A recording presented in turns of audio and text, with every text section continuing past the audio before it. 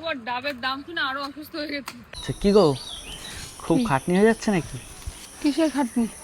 এই যে একা একা সব করতে হচ্ছে।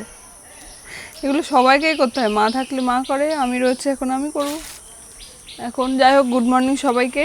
উঠেছি অনেকক্ষণ আগে, অন্যান্য কাজ টাজ করছিলাম, এখন ফুলগুলো তুললাম, স্নান করব, পুজো দেবো। আজকে আবার একটা কাজের জন্য যেতে হবে মানে কলকাতার ওদিকে। যাই হোক ফটাফট করতে হবে, এখন 9টা মতো বাজে। বাদ বাকি সমস্ত কাজ কমপ্লিট করে আবার খেতে যেতে হবে দিদি বাড়ি। আমাকে তো রান্না করতে হচ্ছে না, তাও তো বেঁচে গেছে। সেটাই তো জিজ্ঞেস করছিলাম যে রান্না বান্না কি হবে। রান্না বান্না সব দিদি করছে। আজকের কি মা যতদিন না আসছে শুধু রাতের খাবারটুকু। ও আমাদের এই যে ফুল গাছ দেখতে পাচ্ছ, এইটা ওইটা আমাদের ফুল তুলতে কোথাও যেতে হয় না, এখান থেকে সব তুলে নিই। ওখানে হাত পাচ্ছে না, তুলে দাও না। অনেকগুলোই হয়েছে দেখো ফুল, অনেকগুলোই হয়েছে, এদিকেই হয়ে যাবে আমার। একটা রয়েছে, কি গাছগুলোর নাম? এই গাছগুলোর নাম কি জানো? সাদা ফুল গাছ না কি একটা যেন বলে, আমার ঠিক মনে টগর পড়ছে না। না, এগুলো টগর না। আমি লাল ফুল আজকে পাইনি, মা কোথা থেকে যেন তুলে নিয়ে আসে।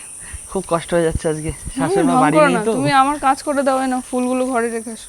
হয়ে গেছে, সে রেখে দিচ্ছি, চলো চলো চলো। What is this man?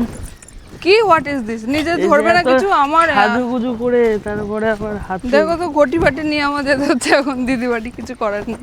দিদি হচ্ছে রান্না করেছে, ওখান থেকে খাওয়া দাওয়া করে আমাদের ট্রেন ধরতে হবে, হাতে আর আধ ঘন্টা সময় আছে।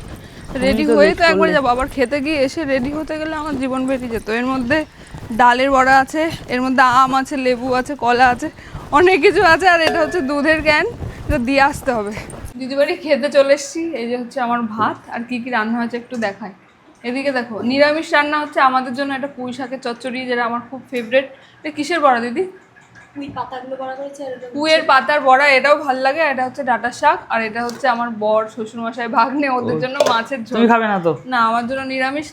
চলো এখন তাড়াহুড়ো করে খেয়ে আধ ঘন্টার মধ্যে ট্রেন ধরতে হবে। এসছি আমরা বেলঘড়িয়াতে। এখানে এত অসুস্থ লাগছে আমার, ওকে ডাব খাবার, ডাবের দাম শুনে আরো অসুস্থ হয়ে গেছে। তুমি বলো, আমাদের এখানে এগুলো মনে হয় খুব বেশি হলে 45 কি 50 টাকা করে নেয়, এখানে বলছে 60 টাকা, 1 টাকাও কম হবে না। ওই তো কাটছে দেখছো, ওটা হচ্ছে 60 টাকা আমাদের ওখানে, এখানে 80 টাকা। জলই নেই, দেখো একটা জলই নেই। তাই তো দেখছি পুরো ফাঁকা। ওটা জলই নেই, এই হচ্ছে আমাদের কপালে হয়।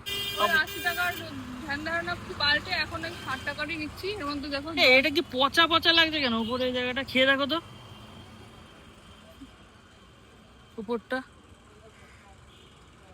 জল এত গরম, এর কোনো সাহায্য